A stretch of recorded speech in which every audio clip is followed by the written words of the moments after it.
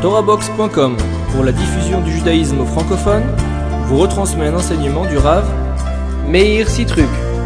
Bonne écoute et bon limoud.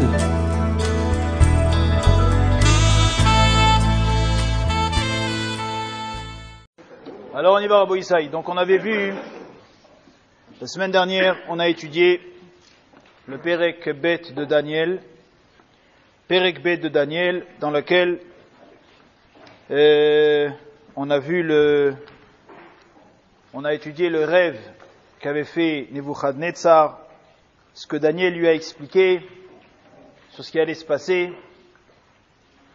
Et donc ça, c'est ce qu'on a vu la semaine dernière. Comment allait se passer la fin des temps, comment allaient se passer les 4 galouillottes. On n'oublie pas qu'on est en 3320. C'est important toujours de se remettre dans le contexte, dans la date.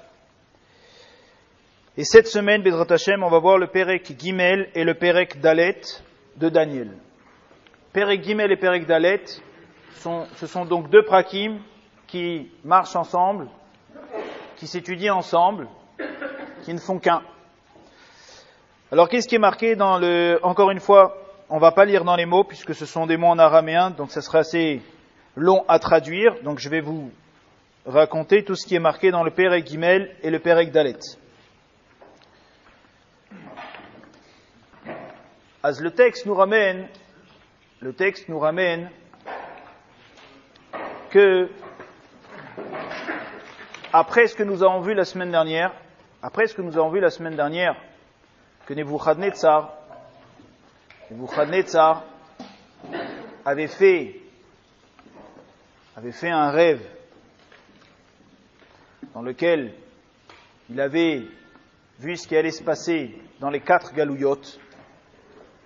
Et Daniel lui avait si bien expliqué ce qui allait se passer dans les 4 galouillottes, et que quelque part, toute l'histoire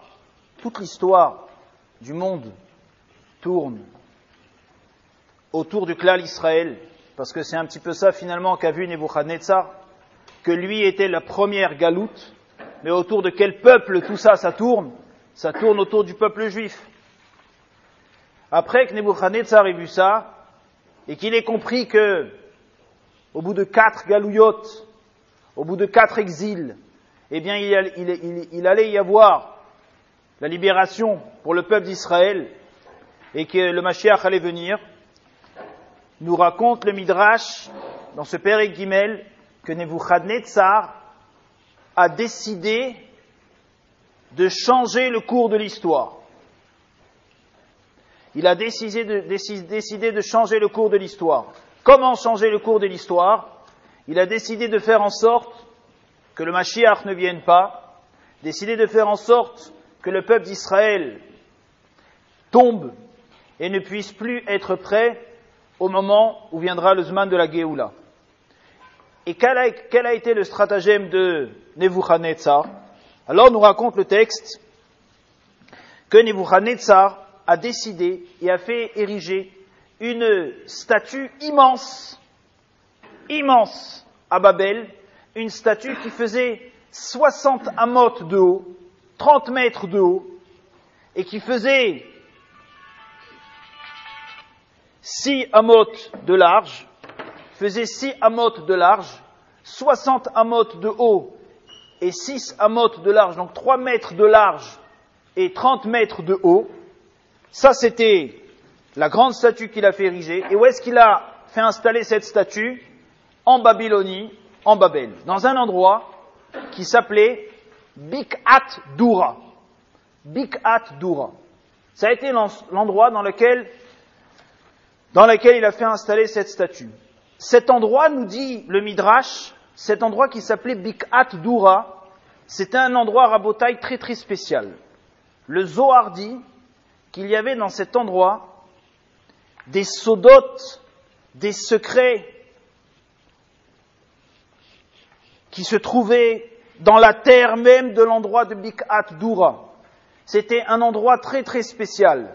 C'était un endroit, nous dit le Zohar et le Midrash, qui pouvait contenir 500 000 personnes. 1 demi-million de personnes pouvaient se trouver sur cette place, sur cette vallée, cette plaine qui s'appelait Bikhat Doura.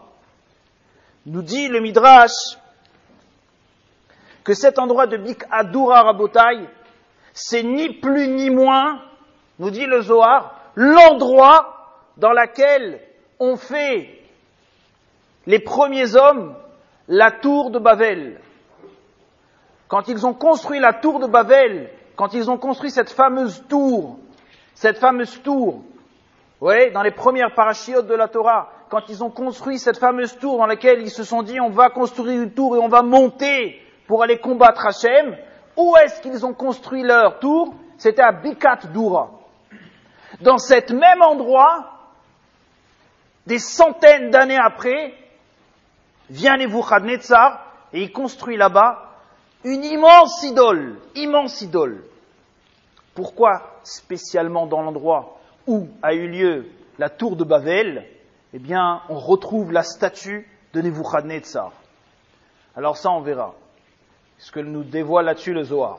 En tous les cas, le texte continue et nous raconte qu'après avoir mis cette statue en place, Nebuchadnezzar a fait installer un orchestre immense, avec des centaines de musiciens qui étaient sur cette place, autour de la statue. Et Nebuchadnezzar a fait passer l'ordre suivant. Dès que vous entendrez l'orchestre jouer de la musique, tout le peuple de Babylonie devra, à côté de cette statue, devra venir se prosterner devant la statue. Ça sera la Avodah Zara la nouvelle Avodah Zara de Babylonie, et c'est à chaque fois que vous entendrez l'orchestre faire de la musique. Ça a été l'ordre qu'a donné Nebuchadnezzar. Ensuite, Nebuchadnezzar, il ne s'est pas arrêté là. Il a ordonné aussi à ses fidèles, ceux qui étaient avec lui, ses hommes, à côté de Bik'at Dura, à côté de cette statue, il a ordonné à ce que l'on creuse une immense fournaise, un immense trou. Ils ont fait un immense trou qui faisait peut-être 1 kilomètre de long sur 1 kilomètre de large. Et dans ce trou-là, il a demandé à ce que l'on mette tous les combustibles qui existent sur la planète et que l'on mette le feu, et un feu qui émettait une chaleur à des centaines de mètres aux alentours. Un truc immense, un trou avec du feu immense. Et qui va servir à quoi? Toute personne qui refusera de se prosterner à la statue